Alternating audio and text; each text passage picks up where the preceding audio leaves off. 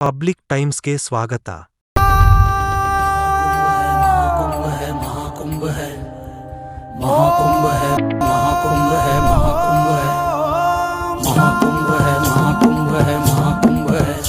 ಮಹಾಂತ ಗಿರಿಜಿಯವರ ಪಾದಗಳಿಗೆ ವಂದಿಸಿ ಇವತ್ತಿನ ಈ ಇಳಕಲ್ಲಿನ ಎಲ್ಲ ಮಾಧ್ಯಮ ಮೀಡಿಯಾ ಹಾಗೂ ಸೋಷಲ್ ಮೀಡಿಯಾ ಹಾಗೂ ದೃಶ್ಯ ಮೀಡಿಯಾದವರಿಗೆ ಸ್ವಾಗತವನ್ನು ಕೋರುತ್ತಾ, ಹೋದ ಸಾರೆ ಮಹಾರುದ್ರ ಯಜ್ಞೆಯನ್ನು ಮಾಡಿದಂಥ ಸ್ವಾಮೀಜಿಯವರು ಅವತ್ತಿನ ಒಂದು ಸಂಕಲ್ಪ ಏನಿತ್ತಂದ್ರೆ, ಇಳಕಲ್ಲಿನಲ್ಲಿ 2018-19 ಕರೋನಾವನ್ನು ಜಾಸ್ತಿ ಇತ್ತು. ಆ ಟೈಮ್ದಲ್ಲಿ ನಾವು ಅಜ್ಜ ಅವರಿಗೆ ಹೇಳಿದ್ವಿ, ನಮ್ಮಲ್ಲಿ ಕರೋನಾ ಐತ್ರಿ ಅಂತಂದು. ಇದೇನು ಮಾಡ್ತೀವಿ ಈ ವ್ರತ,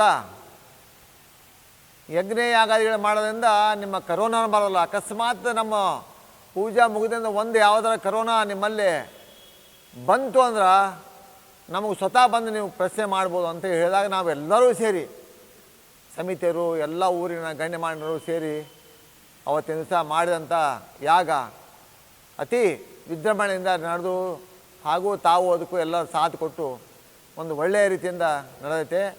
ಅದೇ ರೀತಿಯಾಗಿ ಮಹಾತ್ಮರು ಈ ಸರಿ ಕರೆದು ಹೇಳಿದಾಗ ನಾವು ಅವರಿಗೂ ನಮ್ಮ ಇಳಕಲ್ಲಿನ ಪರಿಸ್ಥಿತಿ ತಿಳಿಸಿದ್ವಿ. ಇಲ್ಲರಿ, ಈ ಸತೆ ನಮ್ಮ ಯಾವ ವ್ಯವಹಾರ ಸರಿ ಇಲ್ಲ ಅಂತ. ವ್ಯವಹಾರಕ್ಕೆ ಇದಕ್ಕೆ ಸಂಬಂಧ ಇಲ್ಲ. ನಾವು ಮಾಡೋದು ಇಳಕಲ್ಲಿನ ಲೋಕ ಕಲ್ಯಾಣಾರ್ಥವಾಗಿ ಮಾಡುವಂಥ ಒಂದು ಯಜ್ಞ. ಈ ಯಜ್ಞೆಯನ್ನು ನಾವು ಈ ಸರಿ ಹೋಸತ್ತೆ ಒಂದು ಯಜ್ಞೆಯಿಂದ ಮಾಡಿದ್ವಿ. ಈ ಸರಿ 9 ಯಜ್ಞಗಳಾಗ್ತವ. ನೀವು ಅದ್ರ ಬಗ್ಗೆ ವಿಚಾರ ಮಾಡಬೇಡ್ರಿ. ನೀವು ದೇವ್ರ ಹೆಸರು ತೊಗೊಂಡು, ಮಹಾದೇವನ ಹೆಸರು ತೊಗೊಂಡು ಕೈಸಿ ನೀವು ಮುಂದೆ ಹೆಜ್ಜೆ ಇಟ್ಟು ಅಂದಾಗ ನಾವೆಲ್ಲರೂ, ದೇವಾನಂದ ಕಾಶ್ಯಪನವರು, ನಾವು, ಗುಳೇದ ಬುಡ್ಡ ಅವರು, ಸರೋದೇವರು ಮತ್ತು ಮ್ಯಾಕಮ್ಮವರು ಮತ್ತು ಇನ್ನಿತರ ಎಲ್ಲ ಗಣ್ಯಮಾನವರು, ರಾಜು ಅವರು 8 ದಿವಸ ಊರಾಗಿದ್ದಲ್ಲ, ಇವತ್ತು ಬಂದರೆ ಅವರು ಸಹಿತ ನಮ್ಮ ಕೂಡ ಈ ಯಜ್ಞ ಮುಗಿಯವರೆಗೆ ಎಲ್ಲರೂ ನಮ್ಮ ಜೋಡಿನ ಇರ್ತಾರೆ. ಈ ಒಂದು ಯಜ್ಞದಿಂದ ಹೋಸಾರೆ ಯಜ್ಞ ಮಾಡಿದ್ರು, ಯಾರು ಏನು ಮನೋಕಾಮನ ಅಂದರೆ ಯಾರು ಮನಸ್ಸಿನಲ್ಲಿ ಏನದು ಒಂದು ಬೇಡಿಕೆ ಇತ್ತು 98% ಆಗೈತಂತ ಇವತ್ತಿನ ದಿವಸ ನಮ್ಗೆ ಗೊತ್ತೈತೆ. ಯಾಕಂದ್ರೆ ತಮ್ಮ ಸಮಸ್ಯೆ ತೊಗೊಂಡು ಆ ಒಂದು ಯಜ್ಞೆಯಲ್ಲಿ ಭಾಗಿಯಾಗಿದ್ದರು. ಮಕ್ಕಳಿದ್ದವ್ರಿಗೆ ಮಕ್ಕಳಾಗ್ಯಾವ ಮತ್ತು ಆರಾಮಿಲ್ದವ್ರಿಗೆ ಆರಾಮಾಗೈತೆ. ಇಂಥ ಒಂದು ಅದ್ಭುತವಾದ ದೇವರ ಅನುಗ್ರಹ ಆಗುತ್ತಂದ್ರೆ ನಾವು ಬೇಡ ಅನ್ನಲಿಲ್ಲ. ಅದಕ್ಕೆ ಈ ಸರ್ತಿ 9 ಯಜ್ಞಕುಂಡ ಅದಾವ. ಆ ಯಜ್ಞಕುಂಡದಲ್ಲಿ ಒಂದು ಯಜ್ಞಕುಂಡಕ್ಕೆ 10 ಜೋಡಿ ವಿವಾಹಿತರು 10 ಜೋಡಿ 7 ದಿವಸ ಕುಂದಿರಬೇಕು.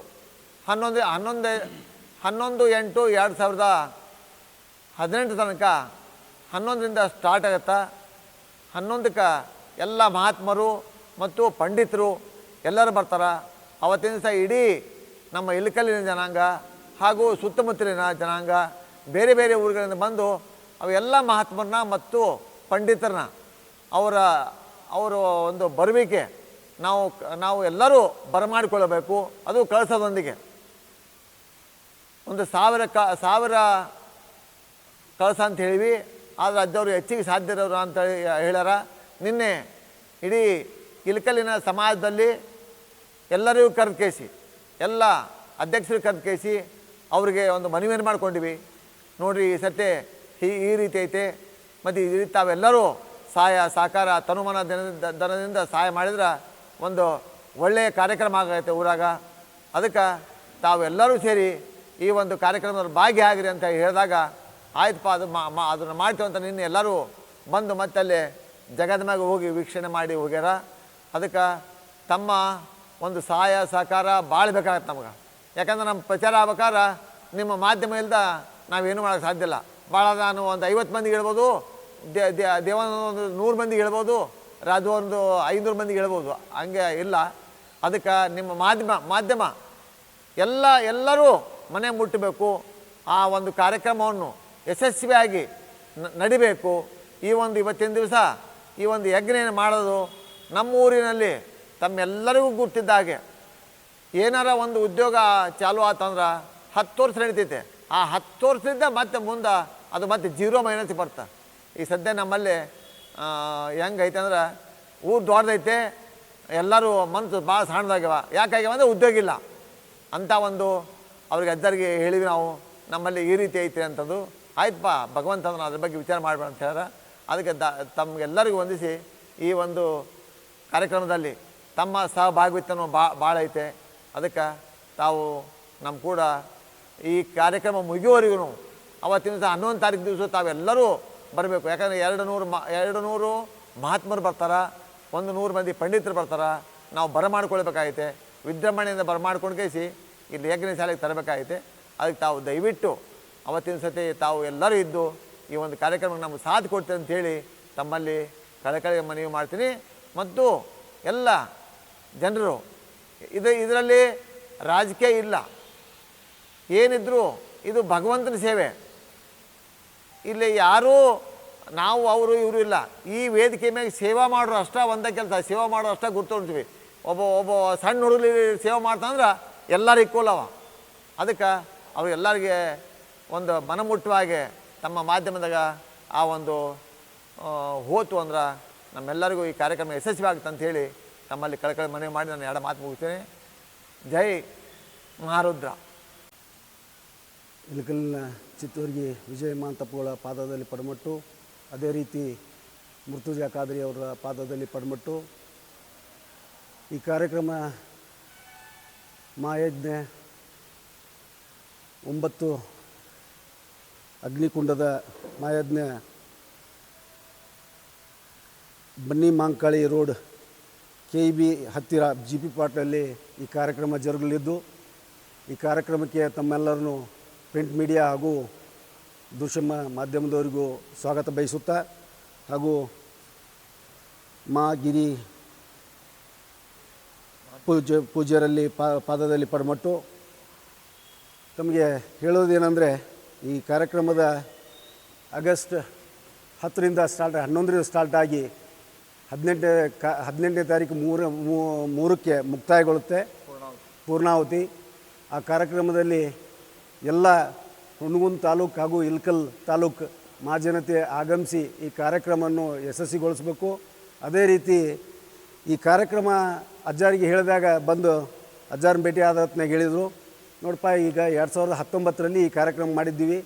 ಕಾರ್ಯಕ್ರಮ ಮಾಡಿದಲ್ಲಿ ಸ್ವಲ್ಪ ಇಳಕಲಲ್ಲಿ ಸ್ವಲ್ಪ ರೋಗ ರುಜಿನ ಹಾಗೂ ಈ ವೀಕ್ಷಕರು ಆಗ ನೋಡ್ತಾ ಇದ್ದೀರಿ ನೀವು, ಹೆಚ್ಚಿನ ಇತ್ತಿದ್ದಾಗ ಆರೋಗ್ಯ ಭಾಳ ಸಣ್ಣ ಹುಡುಗ ವಯಸ್ಸಿನಲ್ಲಿ ಆರೋಗ್ಯ ಕೆಡೋದು. ಹಾಗೂ ಆಗ ವ್ಯಾಪಾರಸ್ಥರು ಏನಪ್ಪ ಅಂದ್ರೆ, ಈಗ ಹಿರಿಯರು ಹೇಳಿದರು, ಇವತ್ತು ತಂದೆ ಮಾಡಿದ್ದು ಮಗ ಮಾಡೋಂಗಿಲ್ಲ, ಬದಲಿ ಮಾಡ್ತಾಯಿದ್ದಾರೆ. ಏನಪ್ಪ ಒಂದೇ ಉದ್ಯೋಗದಲ್ಲಿ ಮುಂದುವರಿತಾ ಇಲ್ಲ.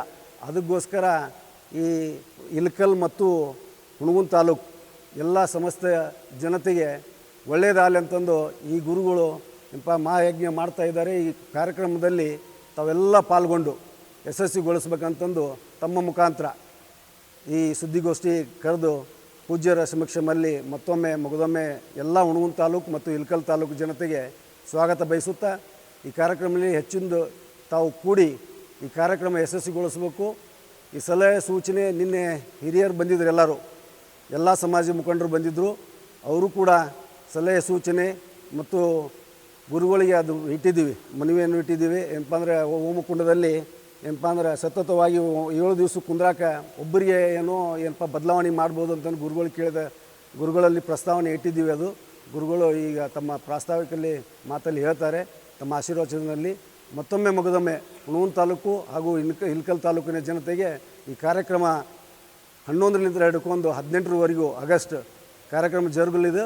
ಈ ಕಾರ್ಯಕ್ರಮದಲ್ಲಿ ತಾವು ಪಾಲ್ಗೊಂಡು ಈ ಕಾರ್ಯಕ್ರಮವನ್ನು ಯಶಸ್ವಿಗೊಳಿಸಬೇಕಂತಂದು ತಮ್ಮ ಮುಖಾಂತರ ವಿನಂತಿಸಿಕೊಳ್ಳುತ್ತೇನೆ. ಧನ್ಯವಾದಗಳು. ಶ್ರೀ ಮಹಾಂತ ಸಹಜಾನಂದ ಗಿರಿಜಿ ಸ್ವಾಮೀಜಿಯಲ್ಲಿ ಪಾದಕ್ಕೆ ನಮಸ್ಕರಿಸಿ, ಹಾಗೂ ದೃಶ್ಯ ಮಾಧ್ಯಮದವರಿಗೆ ಹಾಗೂ ಇಲ್ಲಿ ನೆರೆದಂಥ ಎಲ್ಲ ಹಿರಿಯರಿಗೆ, ಯುವಕ ಮಿತ್ರರಿಗೆ ನಮಸ್ಕರಿಸಿ, ಈ 9 ಅಗ್ನಿಕುಂಡ ತೀರ್ಥ ಮಹಾಯಜ್ಞ ಕಿರಿಯ ಕುಂಭಮೇಳ ಇಳಕಲ್ಲಲ್ಲಿ ನಡೀತಾ ಇದೆ. GP ಪಾಟೀಲ್ ಪ್ಲಾಟಲ್ಲಿ 11ರಿಂದ 18ನೇ ತಾರೀಕು 7 ದಿನ ನಡೀತಾ ಇದೆ. ಆವಾಗ ನಾವು 2018ರಲ್ಲಿ ಮಾಡಿದ್ವಿ. ಬರೀ ಒಂದೇ ಮಹಾ ಅಗ್ನಿಕುಂಡ ಐತಿ, ಈಗ 9 ಅಗ್ನಿಕುಂಡ. ಅದಕ್ಕೆ ಎಲ್ಲರೂ ಇಳಕಲ್ ಹಾಗೂ ಹುನಗುಂದ ತಾಲೂಕಿನ ಸಮಸ್ತ ಭಕ್ತರು ಬಂದು ಯಜ್ಞದಲ್ಲಿ ಭಾಗಿಯಾಗಿ ಎಲ್ಲರೂ ಆಶೀರ್ವಾದ ಪಡ್ಕೋಬೇಕಂತ ಕೇಳ್ಕೊತೀನಿ. ಈ ಎಲ್ಲ ದೇಶದ ಮೂಲೆ ಮೂಲೆ ಕಡೆಯಿಂದ ನಾಗಾಸಾಧುಗಳು ಬರ್ತಾಯಿದ್ದಾರೆ, ಎಷ್ಟೋ ವರ್ಷ ತಪಸ್ಸು ಮಾಡಿ ಬಂದಿರ್ತಾರೆ, ಅವ್ರ ಆಶೀರ್ವಾದ ಪಡ್ಕೋಬೇಕು. ಎಲ್ಲರಿಗೂ ಇಳಕಲ್ ಹುನಗುಂದ ತಾಲೂಕು ಜನರಿಗೆ ಒಳ್ಳೆಯದಾಗಬೇಕಂತ ಹೇಳಿ ಬಯಸಿ ನಾನು 2 ಮಾತು ಮುಗಿಸ್ತೇನೆ. आज हमारे इलकल नगर में महाकुंभ जैसा आयोजन लगने जा रहा है। इस आयोजन को बहुत भव्य और दिव्य बनाने के लिए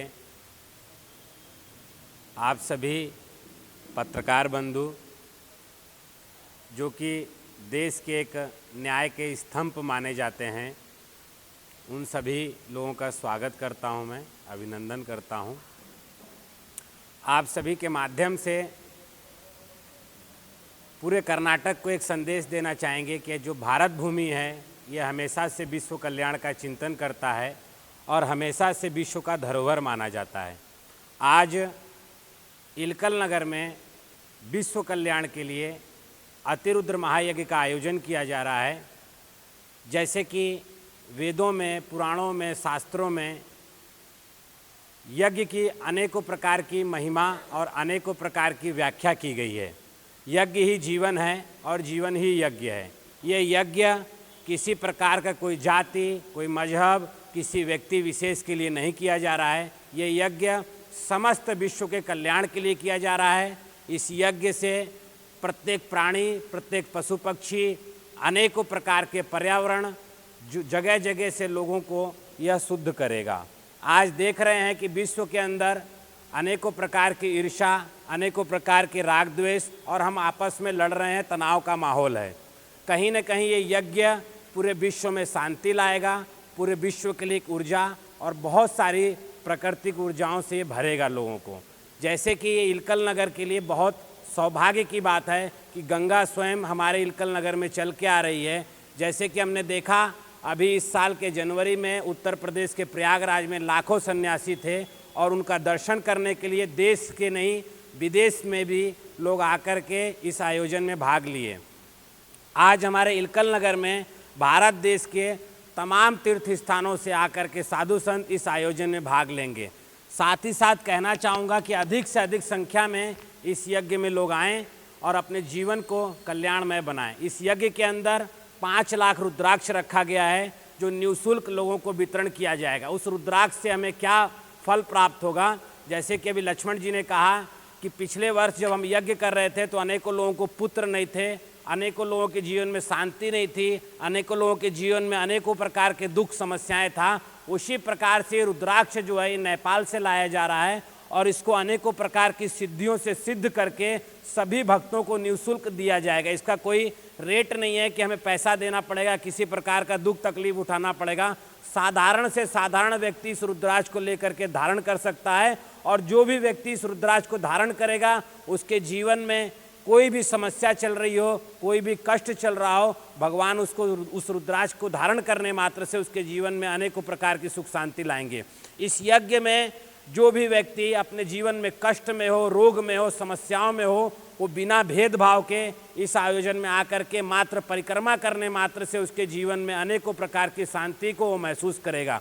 जैसे कि इस नगर के अनेकों लोगों के जीवन में अनुभव है कि 2021 में महामारी से पूरा देश ही नहीं पूरा दुनिया जूझ रहा था और हमने बुद्धा जी को अपने आश्रम पे बुलाया। इलकल नगर में जैसे राजू जी रहते हैं और लोग रहते हैं, सभी लोगों को बुला के मैंने आग्रह किया कि जी हमें इलकल में यज्ञ करना चाहिए और यज्ञ से कहीं ना कहीं देश के अंदर एक शांति आएगा और पर्यावरण को बहुत ज़्यादा शुद्धता आएगा, ये रोग को हम भगा देंगे। ये लोग डरे हुए थे, डर के हमारे पास आए, नहीं बाबा जी कोविड चल रहा है, हमारे वार्ड में बहुत अधिक लोग इस कोविड में मारे जा चुके हैं। मैंने इन्हें एक ही बात कहा कि जी आप यज्ञ की तैयारी करिए, किसी प्रकार से भयभीत मत होइए।